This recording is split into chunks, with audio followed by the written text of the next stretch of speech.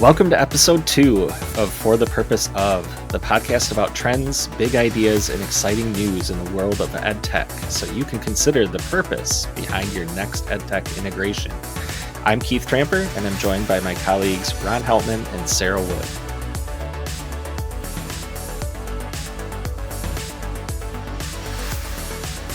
So today we're going to talk about a few different things. Our main topic is modern learning design. We're also going to talk about some resources that we have found around the interwebs and some other ways that we're creating PD to suit your needs. So we're going to start out with our introduction question. And our question for this year, or the beginning of the year, is what predictions might we have for this year? So first, we'll go to Keith. What's your prediction for 2022? Yeah, I'm just looking at the school system as a whole right now, and I think we're seeing a lot of our districts struggling to get subs in their building, struggling to keep staff healthy enough to support all the students that are in their buildings. And I think like that alone forces a conversation about, is the system we have right now set up to support learning? Regardless of the situation we're in. So I think my prediction for this year is that we're going to be, we as educators are going to be forced to look at the systems we have and think about shifting the way that that we go about it. Okay. All right, Sarah, what's yours? Interesting, Keith. That has me kind of thinking about other things too. But I have to say, because my mind is kind of like that creative outside of the box one, where are we going next? They say inventions are born from necessity, and our necessities now are so different than what they were 2 years ago. So what are we going to see with these new inventions, these new creations? How are people thinking outside the box to basically do life? But I'm kind of thinking too that some of these new inventions they're going to be coming from kind of our unexpected audience. Maybe they're going to be coming from students or people who are not in a particular field, but they're finding solutions for others. So I'm curious what's going to kind of pop up there. I think I'm going to take a little cue from what both of you just said and think about the future of professional learning for teachers and those that are working in education and beyond. I'm predicting the death of the conference. And the death of the conference, when I think about that, is because of the huge staff shortages that we have. There's no principal that I know that's going to allow their teachers to leave their classroom to go to a professional learning event without some sort of mandated outcomes of that. Maybe it's for certification of something that a school needs. Just because of the shortage of teachers and subs, I think it's going to be very difficult for anybody to get out of the district. A lot of big indicators of this. It's not just because of COVID. I think it's a carryover of the pandemic also. You think about huge conferences in Las Vegas, like the Consumer Electronics Show, where they usually have 500,000 people attend. They're down to less than 40,000 vendors pulling out. I think we're going to see that with many educational conferences also, because you have to really think about what the value is that you're getting out of that. And can one get the same value out of an online professional learning event or a YouTube video or something like that we could get from a regular conference? The big thing that is missing from the conference experience, though, is meeting with people. I know a lot of other folks get the best outcomes out of conferences from what we call LobbyCon, which is all those meetups that you have with other people to talk that you haven't seen in a while. So I guess we will see how it goes. All right, moving on. We'll go on to our big topic for today, Keith. Our big topic for today is around modern learning design, and Ron, Sarah, and I kind of all chose a different angle to look at this. So I'm going to start us out with the topic of Triple E, and this is kind of based on the book by Dr. Liz Kolb out of University of Michigan, and the book is called Learning First, Technology Second. And in that, she kind of highlights 3 different E's, I guess, that we think about when we're looking at how technology plays out in the classroom. And that's a huge part of what modern learning design looks like. So the first E is engage. And that centers on the capacity of the technology tool to help students focus on their learning goals, stay motivated to be active social learners along the way. The second E is enhance, and that's looking at the technology as a way to make complex topics simpler, or to empower students to understand their learning in a deeper way. And the last E is extend, and that focuses more on the capacity of the technology to connect and improve school and community experiences. So connecting that into the learning environment. So in short, that is triple E. There's a ton more you could dig into that. Definitely go check out the website. I believe it's tripleeframework.org. There's all kinds of great resources on there, including rubrics that you can use to kind of help you look at a technology tool that you've got and see how it's impacting the learning in your classes. It's also got a number of different case studies, so you can look at the most effective uses of technology in your classroom to help improve that modern learning design. Okay, that's it for me. I'm going to jump over to Ron, who's going to talk to us about UDL. What is that again? Universal Design for Learning. So it should be in everybody's mind all the time. However, a lot of times the whole idea and the frameworks get lost with folks too. I think as we hurry between creating assignments after assignments and trying to get feedback from kids, et cetera. So one of the big things about modern learning design is that to me, it's an imperative when we start thinking about increasing the amount of equity for all students in learning, is that we want to make sure we're designing our learning materials that in a way that can be accessed by all kids. So there are three main principles of universal design for learning. There's representation. So that's providing information to our students in more than one format instead of just plain dead trees or digital text. We want to always think about our kids and where they might be, or what might be the easiest way for them to consume material, but mostly everything's kind of visual. But if we provide text and audio and video and hands-on learning, it really helps our students gain more access to those things that we would like them to learn. Second pillar of UDL is about action and expression. And with action and expression, we want to make sure that we're giving kids multiple ways to show that they know what they know. And, it could be maybe they're taking a paper pencil test, maybe a presentation from in front of a group. How about allowing them to create a short video with something like Loom or Flipgrid or some other method, maybe even audio as an example. But really, at the end of the day, you're just trying to give the kids maybe 5 or 6 different methods or ways that they could tell you how they may have mastered the material. And last UDL pillar is engagement. So UDL encourages teachers to look for lots of ways to motivate kids. So these would be ways, again, it's semi-parallel with action expression, but we want to make sure maybe they have choice boards or choices for them to be able to, again, show what they know. Maybe think about the interests that each of your kids have and designing activities that are based on their interests so that they can share with you their learning, but based in something that's very interesting to them. A real big thing about UDL, you may not even know you're using it from day to day, but as you're walking into stores, you might find automatic doors. Maybe if you're in a adult beverage establishment, you might have closed caption turn on the television so you can actually maybe see what the words are. I do it at home a lot with watching Netflix. I mean, half the new stuff or things that I'm watching on Netflix, I can't understand the accent, so turning on the subtitles is a really great idea. But just think about that for your kids too. We've got plenty of kids that are coming from other parts of the world where they might need live closed captioning. So when we think about UDL, a really great strategy for that is to use the tools like in Google Slides where you can turn on automatic closed captioning so students can both hear and see the words that you're using. And that's one great way for language acquisition to occur. So there's lots of different ways to do that. I would urge you, if you want to learn more about UDL, if you haven't brushed up in it in a while, go to cast.org, cast.org.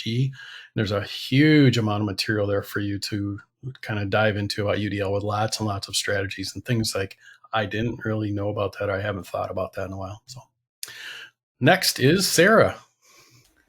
Well, I'm so glad you two went first because everything you shared is like baked into mine. So, when I'm thinking about modern learning design, and this is not necessarily a new tool or strategy or topic, but is that of Breakout EDU games.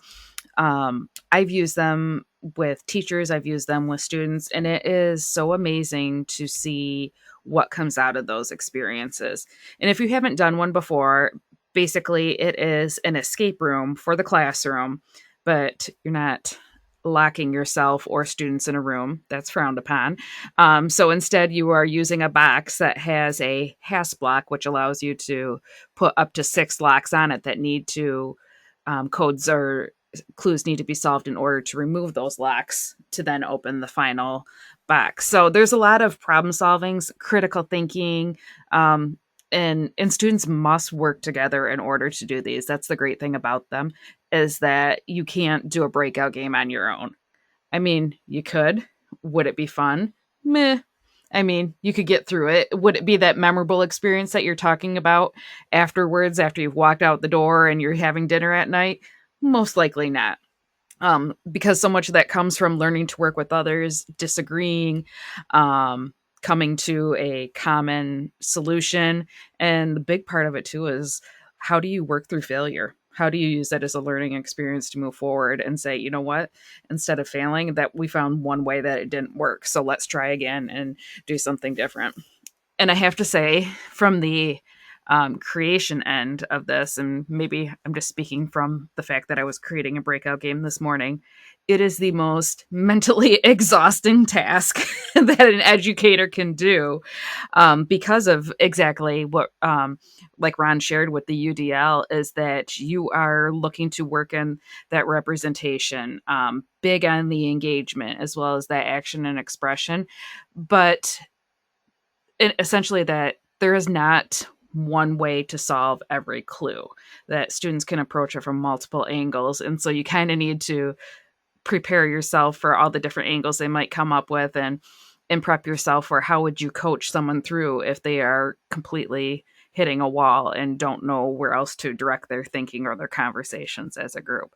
So I personally love them. I don't see them going away anywhere in the near future. Because there's always different spins that you can put on them. I've done them where you do it in the 45-minute period. I've done one lock a day.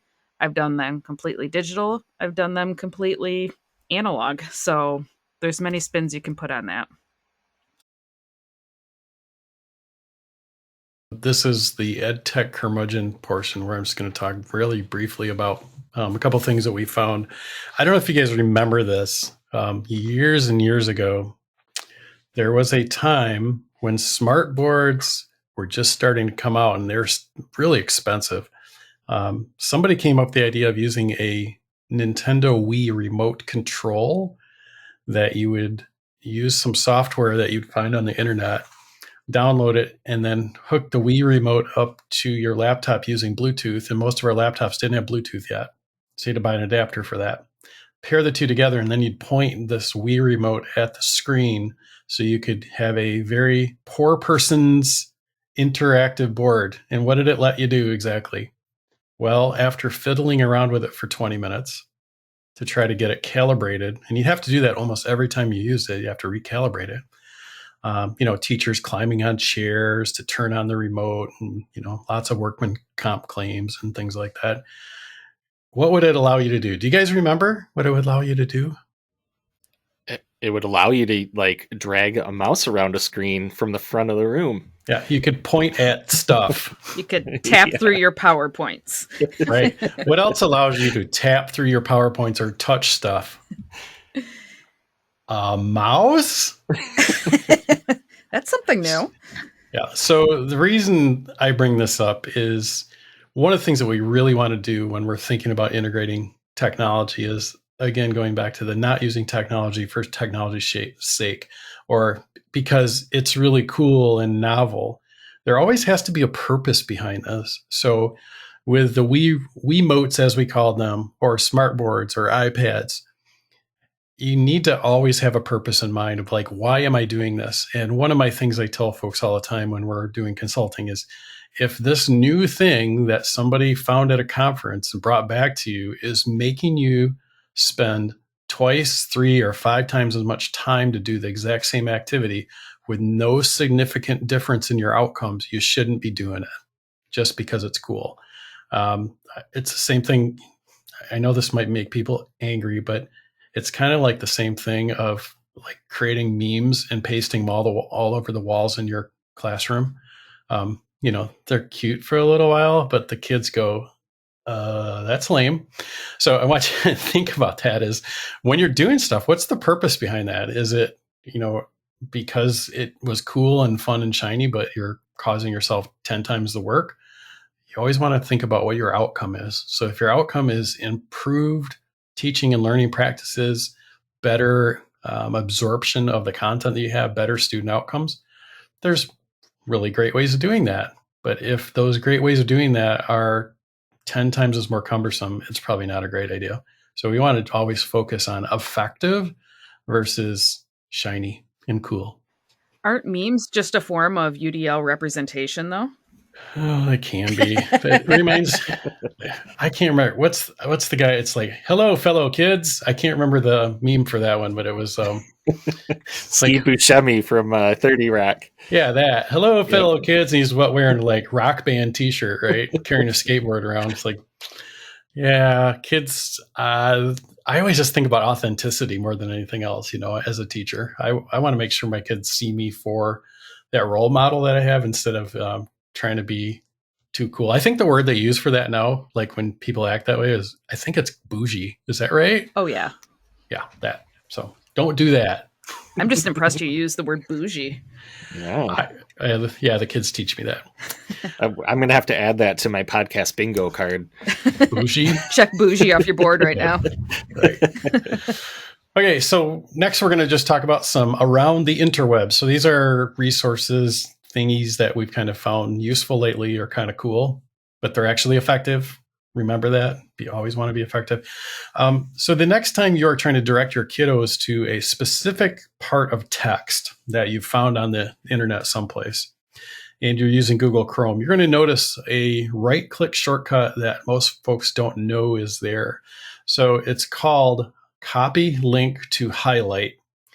And what this does is it allows you to highlight some text on a web page where you want to send your students, and then paste the resulting link into your learning management system or link to it in a Google Doc. It'll create this really long URL. And when you paste this URL into your document and kids click on it, it'll take them directly to the text that you highlighted on any web page and highlight it for them when they arrive. So if you're trying to find you want your kids to go to a place without having them read through 10 long pages, and you already know they don't scroll past the first scroll wheel or anyway, you want to get them further down the page. If you select the text and then include that highlight, you will send them directly to that spot. So sometimes people think this is spoon feeding. To me, it's called efficiency. If there's something I want my kids to get to or my learners to get to, I just want to bring them there. I don't need them to do the reading of all that stuff. Sometimes we would call this TLDR, too long didn't read. I just want to send them right to that spot. So look for that next time you're in Chrome, highlight some text, right click on the highlighted text and look for the thing that says copy link to highlight. And it will change your life when you start to send kids to different resources. Okay, Sarah. Well, I have to say, the first time you did that, I think you sent something to both Keith and I. We're like, what is this wizardry? What did Rhondas do? Like, it was a game changer. Instead of like going to this website, scroll down, wait, look for that header. Nope, you went too far. So it was very efficient. I'm glad you shared your sorcery with us. What I would like to share is a crosswalk that I had recently put together when I was working on designing the 2021 EdTech Cheer. And if you haven't taken a look at that, the website is bit.ly EdTech Cheer -METW. So you can follow along with what I'm talking about. And I had noticed in doing my research as the EdTech Cheer was all focused around SEL and EdTech integration, that many other states had a crosswalk for how their technology standards aligned with the mostly CASEL domains. So I had went through and documented all of the MITECS competencies, as well as those different grade band MITEC articulations, and then aligned those with the CASEL domains and the Michigan SEL indicators. And so that was a lot of buzzwords that I just threw in there. But in a nutshell, the TLDR version of this is that this crosswalk can be helpful for if you are intentionally integrating technology into your curriculum, or on the flip side, intentionally working SEL into your curriculum, and that you can see how these align, so that if you are choosing to work on self-awareness or self-management, there are several technology standards that you could use or resources that align with those. So it's worth taking a look at, and that is posted on the EdTech Cheer website, or there's another bit.ly link that will take you directly to there, bit.ly/SEL MITECS Crosswalk. That's MITECS Crosswalk. So feel free to check it out. Always welcome input. Nothing's final, but I would love to hear what Keith has to share about his tool. Well, first, Sarah, let me say, thank you for doing that work.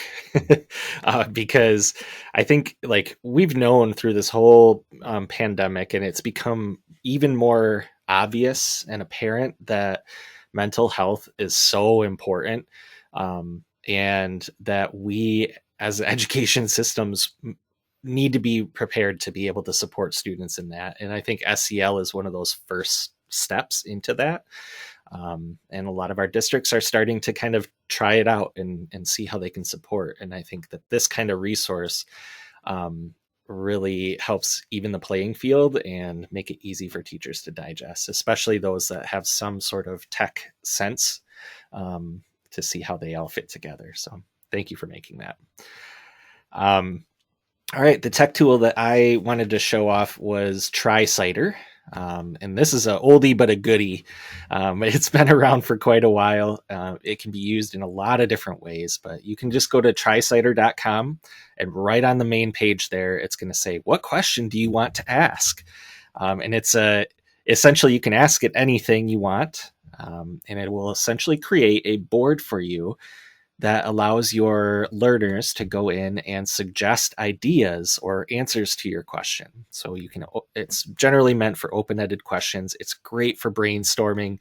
It's great for reaching consensus and having discussion and dialogue around different topics. So what I did is I typed in, what is the best shape for a tortilla chip? Because actually Ron, Sarah, and I have had this conversation before. Now I'm going to click share and invite on their website. I'm going to invite them to come in and share their thoughts. What are the best shapes for tortilla chips? Now, the thing that Trysider also has is they have the ability for participants to go in and share pros and cons for each idea. So if Sarah put in, I think tortilla strips are the best way to go. And Ron said, nope, scoops all the way. It's got to be scoops. Ron's shaking his head. So we can have the pros and cons discussion there. Like Ron could say, nope, Sarah, tortilla strips don't hold anything in. So obviously scoops have to be the thing that we go with. So you can upvote the ideas as a class. You don't have to put pros and cons. It's just a fantastic tool for helping generate ideas and generally be collaborative and make sure that all the voices in your classroom are heard in a safe place that makes everything kind of visible for your students to discuss and dialogue about different topics. One more thing that I really like about this is that it can work in the class live if you happen to be in front of students, or it can work really well if you're doing any kind of virtual instruction as well. So definitely worth a check out. All right. On that note, we're going to transition over to upcoming opportunities. So things coming down the pipeline that we want you to know about, either from Kent ISD or around the state, or in this case, some national things too. So Sarah, can you start us off? Absolutely. what is kind of coming out of Kent ISD from our EdTech team in the next couple months is we are continuing our virtual Make and Take series, where in January we're focusing on creating SEL check-ins. So that's a great way of sometimes just putting a prompt up on your screen so that students can respond. Just a quick way to get conversation going, check in on some of your students to see if you need to have conversations further on. They're a great way to engage with students because they're very culturally responsive to your classroom family, and you can have a lot of fun with creating them. I'm a big fan. And then in February, which is a great month for birthdays, right, Keith? Yes. Yep. P.S. Keith and I have February birthdays. But it's the best month. I know. But another super helpful, I'm hoping super helpful tool for you is data trackers. And as teachers, we are constantly collecting data on this, that, and the other thing. And sometimes you see something great that someone else has created, and you're like, oh man, that would be great. I wish I could use that. I wish I had that Google sheet or that Excel sheet. Well, data trackers is your way to learn how to make them and learn how to take them. Awesome. I'm going to give you just kind of the quick rundown of early bird pricing for future conferences coming up. The first is MACUL, which is coming to Grand Rapids March 16 through 19. And the early bird pricing that gets you that discount ends on March 2nd. Make sure you get your registration done by then if you plan to go. The CSTA conference, that's the Computer Science Teachers of America, is coming to Chicago at McCormick Place on July 14 through 17. And early bird pricing for that ends on May 31st. It's a cool conference. I got to go to the virtual one last year. Lots of really cool stuff going on there. And the last one is ISTE is coming to New Orleans. So if you want to go down south and check out what's going on with ISTE, definitely a good conference to go to. That's on June 26th through 29, and super early bird pricing ends for that on March 1st. So good ones to go check out. All right. On that note, I'm going to pass it over to Ron to talk about the upcoming computer science panels. Yep. So one of the things that we should always have you come and do is go to the Kent ISD's website, so kentisd.org, and you will find a tab and a link there for professional learning. It's where you can find all the different things that Kent ISD offers, to include this one, which is called our Kent Computer Science Network. So this is for folks that are interested in or teaching computer science within our PK to 20 systems or beyond. I think we could probably say beyond. We've got some good panels coming up soon. And if you go to our website, you can register for the information on these. So our next one coming up is January 27, 2022 from 3:45 in the afternoon for about an hour. We're going to have some interactive panels with our computer science professionals. We've got another one coming up in April as well. But if you sign up for those, basically you come to a webinar and you can listen to some of the really cool things that computer science folks are doing locally, some things that they might be wanting to have in the students that that want to come into computer science fields. Lots of really great information there. So just make sure to hit our website, kentisd.org, look for professional learning, and you will find the Kent Computer Science Network, and you can sign up for those panel sessions to attend those absolutely free. Like, as in free, no money. All right, that's it for this episode of For the Purpose Of. Don't forget to subscribe or follow this podcast on your favorite podcast platform. And make sure you check out the show notes if you want to get more information or links to the things we discussed in this episode. We also have a new website at bit.ly/IamEdTech. This is our new I Am EdTech Project.